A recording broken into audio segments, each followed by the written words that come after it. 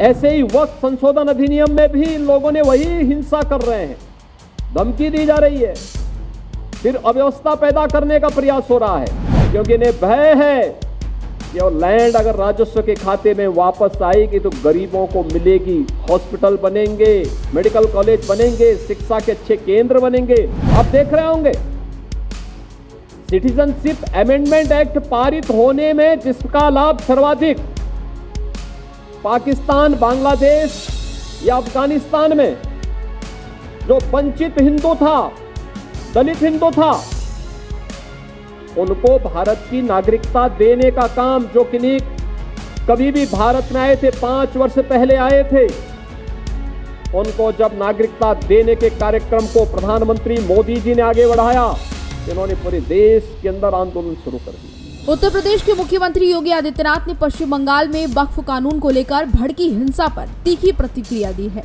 मुख्यमंत्री योगी आदित्यनाथ ने कहा कि बंगाल वह राज्य है जहां सालों से वक्फ के नाम पर लाखों एकड़ जमीनों को अवैध कब्जा किया गया था।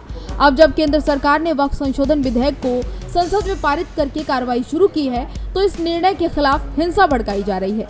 योगी आदित्यनाथ ने इसे एक साजिश करार देते हुए विपक्षी दलों को जिम्मेदार ठहराया और कहा कि कानून व्यवस्था बिगाड़ने को लेकर एक प्रयास है। सीएम योगी आदित्यनाथ ने पश्चिम बंगाल के मुर्शिदाबाद जिले में एक दुखद घटना का जिक्र करते हुए भी कई बातें कही। इसके साथ ही उन्होंने कांग्रेस और तृणमूल कांग्रेस, साथ ही साथ समाजवादी पार्टी पर सीधा हमला किया। उस पर निशाना साधते हुए उन्होंने कहा कि ये दल सदैव दलितों और गरीबों को सिर्फ एक वोट बैंक के रूप में देखते हैं। उन्होंने कहा कि इन पार्टियों ने कभी भी दलितों को सशक्त बनाने का काम नहीं किया। इसके विपरीत पिछले 10 सालों से प्रधानमंत्री नरेंद्र मोदी के नेतृत्व में जो योजनाएं लागू की गई हैं, उनका लाभ बिना भेदभाव के समाज में हर वंचित वर्ग को मिला है। योगी आदित्यनाथ ने कहा कि विपक्षी दल केवल दुष्प्रचार और अफवाह फैलाने में माहिर है, लेकिन जनता अब जागरूक हो चुकी है और असली सेवा और विकास की पहचान कर चुकी है। इसके साथ ही मुख्यमंत्री योगी आदित्यनाथ ने बांग्लादेश में हिंदुओं की स्थिति पर भी चिंता जताई। उन्होंने कहा कि वहां जो हिंदू प्रताड़ित हो रहे हैं वे अधिकांश दलित समुदाय से आते हैं। इसके बावजूद उनके समर्थन में ना ही कांग्रेस, ना ही सपा, ना ही ममता बनर्जी ने कभी आवाज उठाई। उन्होंने कहा कि ये केवल भाजपा है जो ऐसे पीड़ितों को और उनकी पीड़ा को समझती है और उनके पक्ष में खड़ी रही है। योगी आदित्यनाथ ने यह भी साफ किया कि बीजेपी हर हिंदू की रक्षा करने के लिए प्रतिबद्ध है, चाहे वह भारत में हो या कहीं और। अपने भाषण के दौरान योगी आदित्यनाथ ने 2 महत्वपूर्ण पुस्तकों का भी उल्लेख किया। उन्होंने बताया कि 3 साल पहले राज्यसभा सांसद और उत्तर प्रदेश के पूर्व डीजीपी बृजलाल ने एक किताब लिखी थी जो बाबा साहेब भीमराव अंबेडकर और योगेंद्र नाथ मंडल के जीवन और उनके विचारों की तुलना पर आधारित थी। बाबा साहब जहां भारत के संविधान निर्माता और दलितों के सशक्तिकरण के प्रतीक थे, वहीं योगेंद्र नाथ मंडल ने विभाजन के समय पाकिस्तान का समर्थन किया था, लेकिन वे वहाँ टिक नहीं पाए और जल्द ही भारत लौट आए।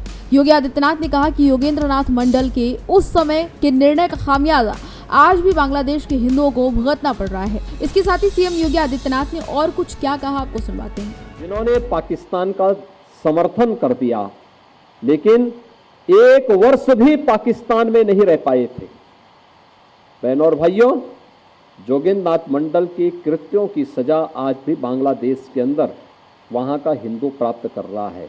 आप सब जानते हैं बांग्लादेश में जो भी हिंदू है, जो प्रताड़ित हो रहा है, जो पीड़ित है, ये सभी दलित हिंदू हैं। और दलित हिंदू वहां पर किस कदर उनके साथ अत्याचार हो रहे हैं आपने देखा होगा।